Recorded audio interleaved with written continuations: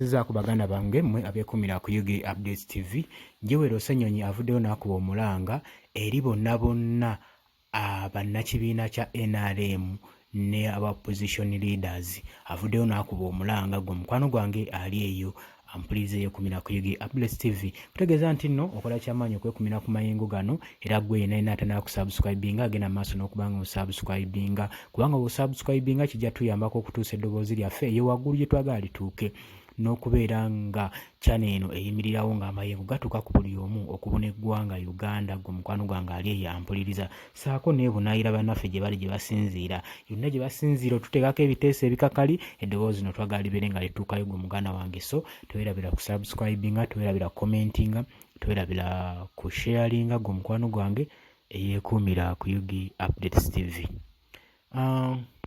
Tegeeza nti mikwano gyange mmwe abali e Bulaaya abali South Africa, Saudi Arabia, Qatar, Oman, USA, UK, Canada, Dubai, Qatar mwenna mukola kyamaanyi okwekumira ku mayengo gano mmwe mubeezezaawo amayengo ga channel eno kubanga gatuuka buli wamu gwe mukwano gwange ali eyeekumira ku UG Updates TV.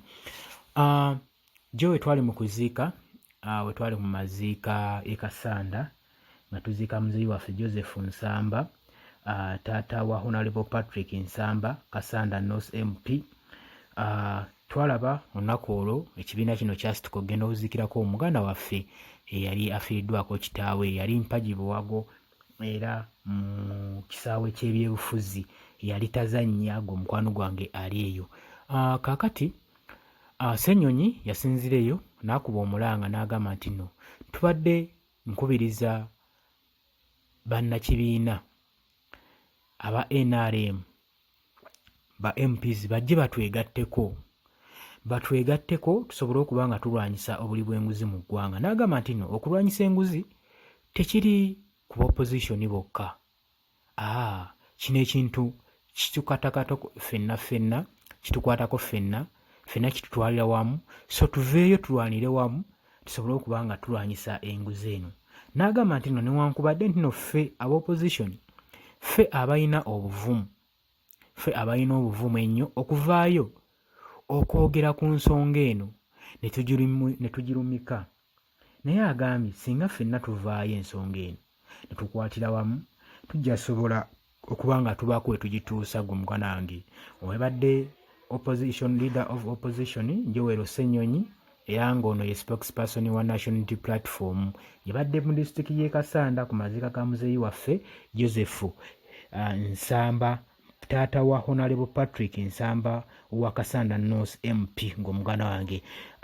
Yavudde ku kyokwogera ku bigambo yagambye nti nno ndaba nga ba MP abasinga mugezezaako okwewala ensonga eno ey'okusayininga ku motion ey'okwessentialinga ba MPs bano badde 4 commissioners abeegabanya akasiimo nga bo.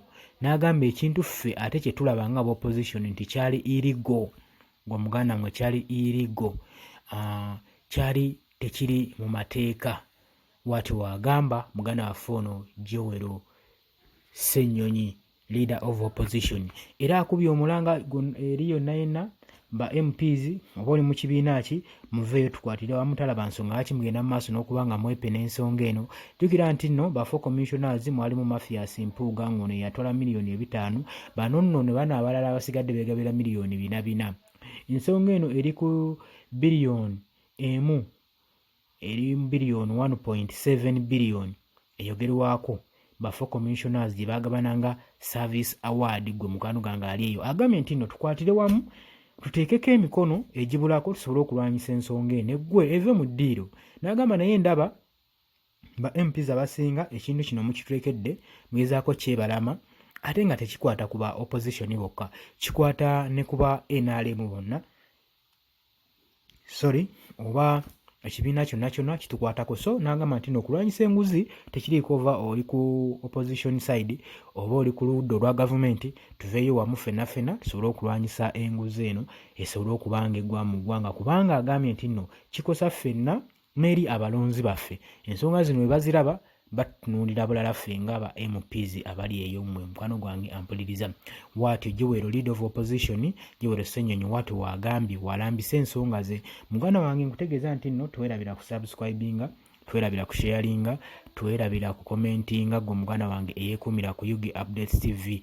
Njagala tubeere nga tunyweza amayengo ga channel gasobole okuba nga gatuuka buziba nga gatuuka wala gwe mukwano gwange. So omulimu gw'okusubscribinga nja kutegeeza nti nno gugo nagukulekera okolere ddala ekintu eky'amaanyi nga naffe wetubanoonyeza ebigenda okuba nga bizimba eggwanga n'okuba nga bibongerako n'okubeera nga tubunya eddoboozi lituuke eyo gwe kikwatako tusobole okwejja mu bunnyaffe kaffeka. Jjukira twasigaza ddoboozi lyokkalukka tusobole okwogera, tetulina mmundu, tetulina buso, tetulina bintu bye tuyinza kulwanyisa okugyako eddoboozi lino lyokkalukka. So tulibuuminge lisobole okuba nga lituuka wala, lisobole okuba nga buli muntu komenti gy'oteekako esobole okuba nga erinkinga ku muntu oyo gw'oba oyagala egendeko muganda wange gwe eyeekumira ku Yugi Updates TV.